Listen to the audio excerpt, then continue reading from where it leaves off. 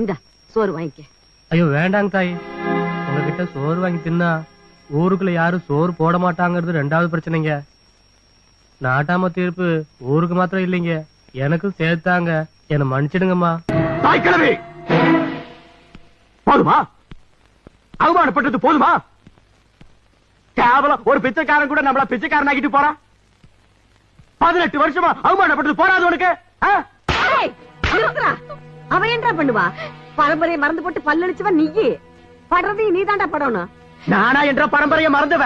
ஏண்டா தப்பு பண்ணது யாருடா? குத்தம் செஞ்சது யாருடா?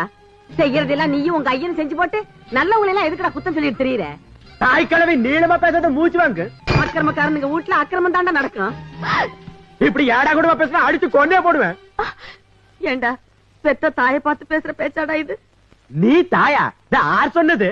நான் பிறந்ததுனால நீ தாயான இல்லன்னா மலடி. தாய்ங்கிறது நான் உனக்கு கொடுத்த பட்டம்.